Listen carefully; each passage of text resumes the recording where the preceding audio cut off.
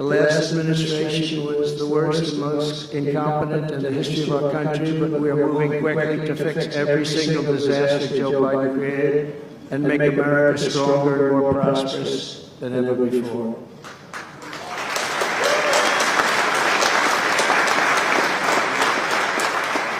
Our first and most urgent mission is to remove the criminals that Biden allowed into our country with the ridiculous and very dangerous open borders policy. They came from all over the world.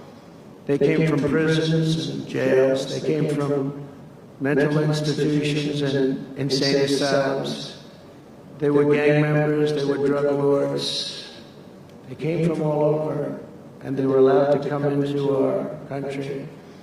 And we're getting them out in record levels, just like they came in record levels. I want to thank Tom Homan and Christie, who was just she's doing a fantastic job, Governor of South Dakota, and Tom Homan, you know, they are doing a fantastic job, and the results are incredible. And every country is taking them back. They're sending their criminals to us, and they're all taking them back. We had a little problem with a couple of them that ended very quickly.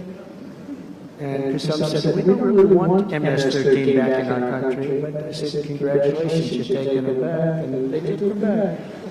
And by the way, Europe and other places ought to start also doing that. They better start looking at immigration, because it's really hurting Europe very, very badly. And they better get smart and they better get tough before it's too late. We're also working to end the highest inflation in our country's history, all caused because they played with our energy policy and wasted money on the Green New scam and other things such as that. And they wasted money at never seen before levels. If Joe Biden had simply held federal spending at the pre-pandemic levels we had in 2019, we would have virtually no inflation.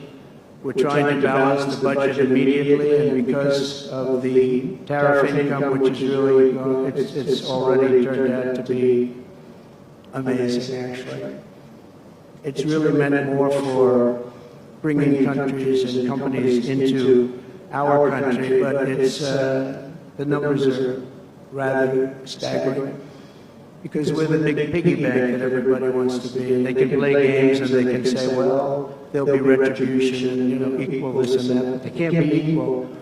But we want to keep it so that we're the big piggy bank. And if we had years like we did the last 4 years, that wouldn't have lasted too long. We're not promising it, but, you know, all of these things could happen. We hope to balance our budget. So I don't want to promise it, because if I do and we come about $10 short, the fake news media back there would say, we have breaking news. He did not make it. He did not make it.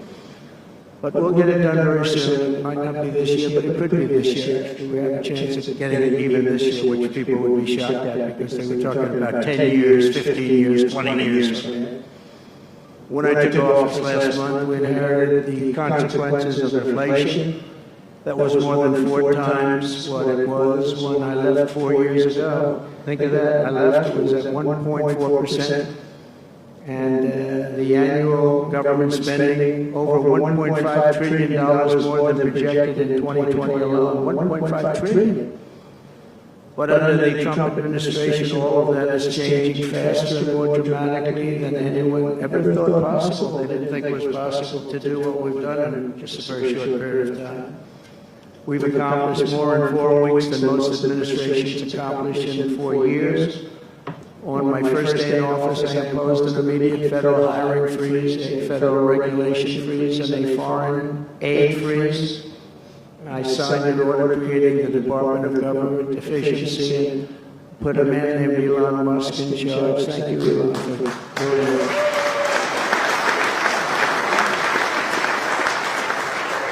He's doing a great job. I wish you could have seen him last night. He's really, you know, he's a very committed person. He's a very serious person.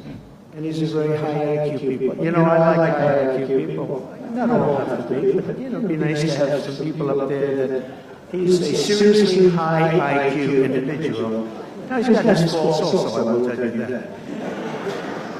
but not too many of them, which is now really waging war on government waste, fraud, and abuse. And they're curbing inflation and saving taxpayers billions and billions of dollars every single day. And there's even under consideration a new concept where we give 20% of the Doge savings to American citizens and 20% goes to paying down debt, because the numbers are incredible, Elon. So many billions of dollars, billions, hundreds of billions, and we're thinking about giving 20% back to the American citizens and 20% down to pay back debt and pay down debt, which is, if you look at value, if it were a real estate balance sheet, the debt is tiny, but we still want to pay it down. It doesn't matter. We don't look at it as a piece of real estate. It's America. We're going to get it down through intelligence, hard work, and as Elon said, a word called caring. You have to care. By doing this, Americans will tell us where there is waste. They'll be reporting it themselves. They participate in the process of saving money. So many of the men and women in this room, as an example, they pay tremendous amounts of taxes. And here are just a few examples of where your money was going before I came along.